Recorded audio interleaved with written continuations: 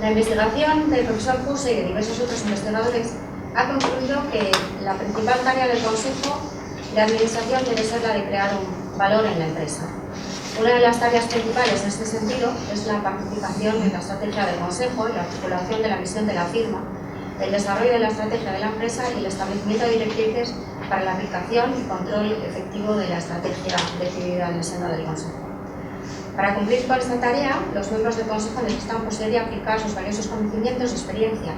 Por lo tanto, deben ser capaces de aprovechar y respetar el conocimiento de los demás, construir sobre las contribuciones de cada uno y combinar sus conocimientos de manera creativa y sinérgica.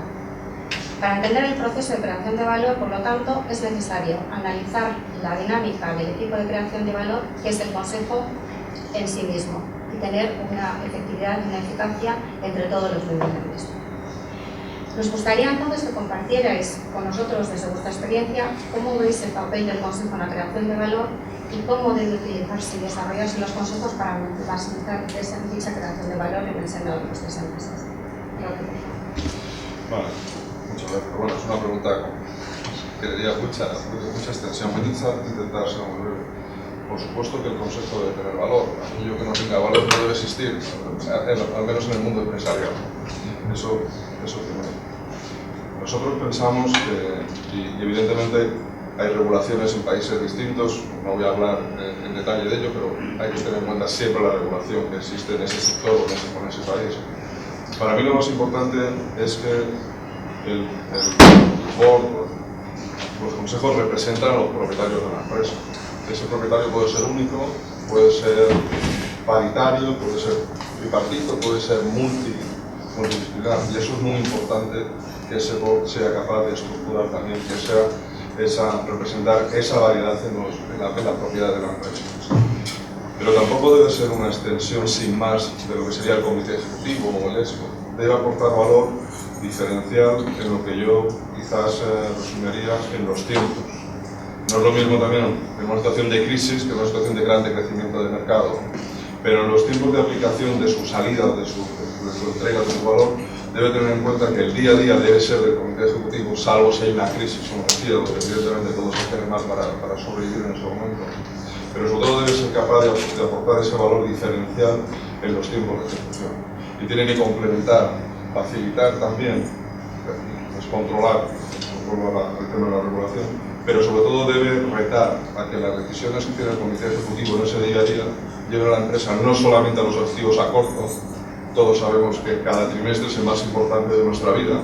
Parece que se va a acabar el mundo el día 1 después de ese trimestre, hasta que empieza de nuevo. Pero hay que tener en cuenta que en esos tiempos, ese valor diferencial en el tiempo, me refiero, es que esos esfuerzos para conseguir maximizar cada uno de esos trimestres no nos lleve a que al cabo de X cuartos o X trimestres o X años hayamos perdido un poco el sentido que esa empresa o que esa iniciativa tiene. María Antonia. A mí me gustaría, estoy totalmente de acuerdo con que el objetivo principal es la creación de valor, pero me gustaría aclarar un poco lo que se entiende por creación de valor, porque a lo mejor no todo el mundo está entendiendo lo que es creación de valor dicho así. Entonces, yo creo que es necesario, la función principal obviamente es la creación de valor, pero algo que tú has dicho también, me falta añadir el término sostenibilidad, que ese valor sea sostenible en el tiempo, es decir, que no se mire solo a corto plazo, sino que forme parte del largo plazo de esa visión de la empresa. Y después también es muy importante el cómo se obtiene, cómo se crea ese valor. No vale cualquier método, de la prueba están escándalos financieros que hemos visto, a los que hemos vivido bastante sonoros en los medios de prensa. Entonces también es muy importante cómo se logran esos objetivos, qué medios se utilizan para alcanzar ese valor. Entonces, para mí entonces la frase quedaría, yo la completaría diciendo creación de valor sostenible y de un modo ético. Sería lo que resumiría a mí cuál es la aportación de valor del Consejo de Administración. Pues hacía una segunda pregunta, no sé si la tenemos que contestar ahora, ¿cómo debe ser el Consejo? Pues entonces, Sí, bueno, como puede ser. sí, como consideramos que debe ser el Consejo para maximizar el valor.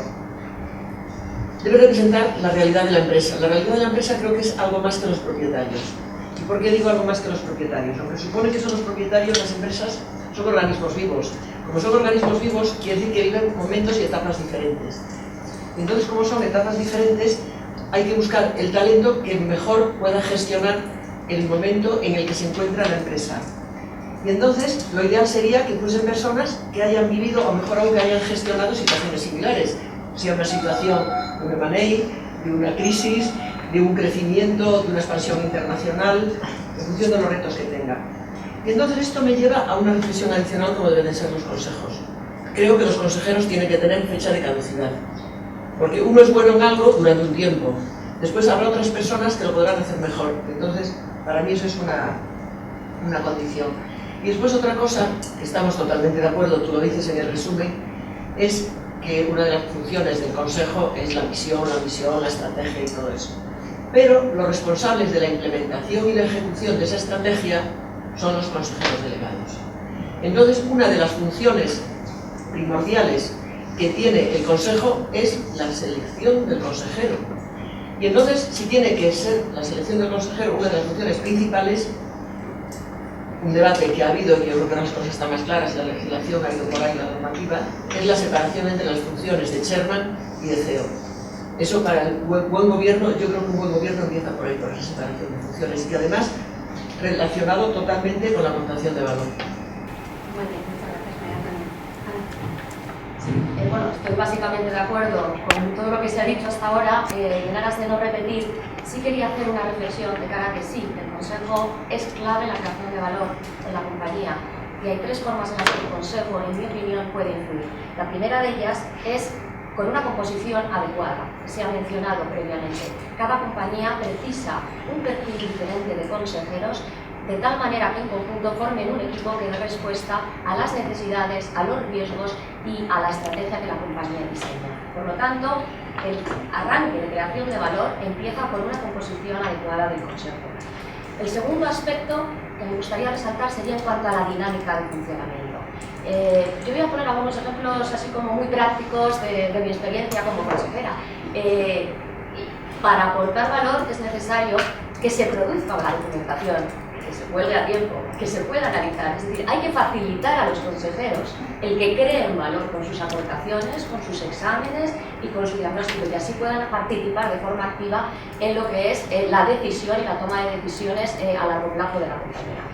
En cuanto a esa dinámica, se ha mencionado, y me parece que de una manera muy acertada, la involucración del Consejo en cuanto a la definición de la estrategia a medio y largo plazo de la compañía. Unas mejores prácticas que hay compañías que implantan, de hecho, y son bastante generalizadas ya en Europa, es la creación de una propia comisión del Consejo, que es la Comisión Estratégica, que se reúne, de hecho, con carácter semestral o con carácter trimestral y donde se debaten temas claves de la estrategia, más allá de lo que son las meras reuniones del Consejo. Otro tipo de mejores prácticas relativas a cómo el Consejo puede influir en esa definición estratégica a largo plazo de la compañía son, por ejemplo, lo que llaman las reuniones estratégicas, en las que existe una combinación entre el comité de dirección más miembros del Consejo y se debate con carácter anual lo que es un diálogo más fluido entre el propio comité de dirección y el Consejo accede a una serie de información y debate que de otra manera en el propio seno del Consejo sería más complicado. Así, como a modo de pinceladas, poder aportar un par de mejores prácticas en cuanto a creación de valor en la definición de la estrategia. Y luego sí me gustaría resaltar que en cuanto a la involucración propia de cada consejero en el Consejo, se genera también valor. Y me parece importante resaltar el aspecto de la profesionalidad de cada uno de nosotros como consejeros, la importancia de leernos los papeles, participar, cuestionar, retar, como se ha mencionado, y por último, el aspecto del análisis de riesgo, un importante aspecto del Consejo, que en algunos casos se reduce de la Comisión de Auditoría y Control, pero yo creo que es de alguna manera una responsabilidad del Consejo, es analizar los riesgos de la compañía de tal manera que esa sostenibilidad, ese valor a largo plazo sea mantenible. Muchas gracias, Ana. Pues pasamos al próximo. Fundación del Sillón de Ejel. Silvina, tienes la palabra durante un minuto. Bueno, se han dicho muchísimas cosas muy interesantes. Yo podría tomar 4 o 5 de las que se han mencionado para llevarlo a una de las cuestiones que me parece esencial como creación de valor. Les hemos dicho conocimiento y experiencia, crear valor, sostenibilidad, y un comportamiento ético, códigos éticos, etc. Y luego, dentro de las que quiero decir, sobre todo la información que tienen que tener todos los miembros del Consejo de Administración para poder tomar las decisiones adecuadas. En todo ese complejo nos vemos hoy ante una situación en la que jurídicamente, y perdón que haga ya un enfoque totalmente desde mi materia jurídico, tenemos una situación de un amplísimo escenario jurídico con muchísimos riesgos que, sin embargo, no se tienen en cuenta muchas veces con la suficiente cercanía en la actividad empresarial.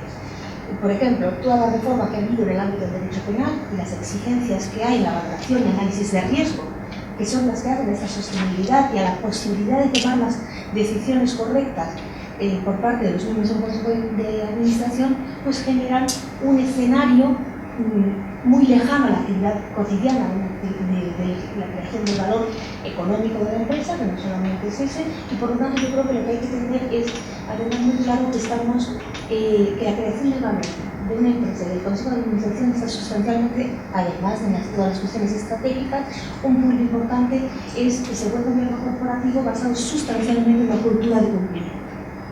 Muchas gracias, Cristina. Esto respecto a la primera pregunta, Sí. Sí. Tengo poco que añadir respecto a la primera parte de lo que ya se ha hablado. Tengo poco que añadir. Prefiero pasarme a la segunda pregunta, porque es a la que yo venía a contestar, porque a esto tengo muy poco que añadir a lo que se ha dicho. Muy bien. Gracias. Mario. Por intentar no repetir, pero sí me gustaría quizás tratar de fijar en 3 puntos, ¿no?, donde yo creo que el Consejo puede realmente contribuir a la aportación de valor a los accionistas, ¿no? Uno creo que se ha mencionado, que es en el challenge de la estrategia. Yo creo que el Consejo no puede ser mero receptor de aquello que el equipo de management le pone encima de la mesa, y ahí coincido con Ana en el que todo el proceso de cómo llega la información, con qué plazos, con qué detalle, con qué capacidad para interactuar previamente con el equipo ejecutivo tienen los consejeros, con qué grado de apoyo externo incluso puede tener el propio Consejo. En una encuesta que hemos hecho nosotros en Estados Unidos con 800 y pico consejeros de compañías cotizadas, el 50% de ellos nos decía que el Consejo consideraba alternativas estratégicas a las que el propio equipo directivo le presentaba evaluadas como forma de retar al equipo directivo. Yo creo que hay un papel muy importante por parte del Consejo, ¿no? En segundo lugar, yo creo que el ámbito más cubierto en general por parte de los consejos suele estar todo lo que tiene que ver con la supervisión de estados financieros, de la información económica que se traslada al mercado, de forma que los accionistas y los inversores tengan capacidad para poder decidir y tomar decisiones en relación a sus inversiones. Yo creo que ahí realmente creo que es lo más trabajado y lo más trillado en las prácticas de gestión de los consejos. Pero quizás el ámbito que también se ha mencionado, donde yo creo que el Consejo tiene un papel también diferencial, es todo lo que tiene que ver con la involucración del propio Consejo en la definición de eso que hoy se llama el nivel de tolerancia al riesgo que quiere asumir la propia compañía, ¿no? Yo creo que ahí todavía hay mucho que hacer en los consejos de las compañías cotizadas. Yo creo que ese es un ámbito que en los próximos años tenemos que ver más protagonismo, ¿no?, por parte de nuestros consejos. Bueno, yo creo que es fundamental la transparencia en el proceso de selección de un consejero, que se ha hecho a través de empresas y servicios profesionales, que la terna que se presente sea excelente, de manera que sea muy difícil seleccionar el consejero. Y luego, por otra parte, de conversaciones que he tenido con muchas mujeres que van a consejos, pues hay verdaderamente ya un mito, que la responsabilidad del consejo es muy grande. Yo creo que para que esta aportación de valor se pueda realizar, se debería hacer pues una due diligence de los consejeros, porque lo que sí es cierto es que ellos tienen capacidad de gestión, de decidir, tienen capacidad de riesgo, pero sería muy interesante acompañar al consejero durante su mandato. Es decir, que haya un servicio externo que ya una vez que te ha evaluado, pues sepa que tú, por ejemplo, pues, en transacciones internacionales, en temas de fiscalidad, de paraísos fiscales, de un montón de temas que tú no tienes por qué saber de todo, pues es bueno que tú estés acompañado en esa formación y que te ayuden a esta toma de decisión. Yo creo que eso enriquecería muchísimo el consejo, como dijo también María Antonia, pues hay perfiles diferentes, hay momentos diferentes, hay momentos que un conocimiento es indispensable y otro momento que es otro, y finalmente el consejero tiene que saber de todo, de temas digitales, políticos, de todo. Y luego el tema de la diversidad, pues claro, yo soy una gran defensora de la diversidad, creo que es fundamental, es creación de riqueza, pero yo no hablo de diversidad nada más que de mujeres, hablo de personas de diferentes edades, que son las más mayores, más jóvenes. Yo creo que hay que incorporar a la juventud, que es la que verdaderamente trae la innovación, que hay que hacer brillar las ideas. Bienvenido. Muchas gracias. Bueno, además de todo lo que ya habéis enumerado, pero justamente pues, tenemos que estoy de acuerdo, había algún punto que algunos de vosotros habéis mencionado, y es no existe el consejero bueno, como no existimos ninguna persona buena. Debemos de tener en los consejos, si realmente queremos generar una real aportación de valor, a la persona adecuada. Y una persona puede ser adecuado en una empresa, en un momento determinado de esa empresa. No todas las personas que tienen un éxito profesional lo van a replicar en otra empresa o incluso en la misma empresa en otro momento diferente de la misma. Entonces, bueno, pues hay que hacer no solo esa selección diversa de consejero donde se aporte, pues como decía mi compañera Evi, pues tanto juventud como experiencia internacional como nacional, que vengas de funciones distintas, que haya diferencia de género, sin duda alguna también, sino también pues aportar personas que tengan competencias personales, lo que yo llamo los mínimos comunes a los que tenemos que recurrir, que no son más que los valores. Es decir, tenemos que empezar a hablar y entender cómo el hombre, y hay unos estudios que se están realizando recientemente por parte de una profesora de la Universidad de Chicago, Martha Nussbaum, donde habla de que el hombre aporta unas competencias de dominio, de propiedad, de defensa, mientras que la mujer aporta unos valores que son distintos, que son amor, compasión. Todo eso enriquece y eso da valor, porque al final las empresas no tienen una cultura propia. La cultura es la que los consejeros o el comité de dirección impregnan en esa empresa. Entonces, si queremos realmente dar valor, tendremos que recurrir a personas que a través de sus valores transmitan o trasciendan esos valores individuales a la empresa. Muy bien, pasamos entonces a la pregunta 2.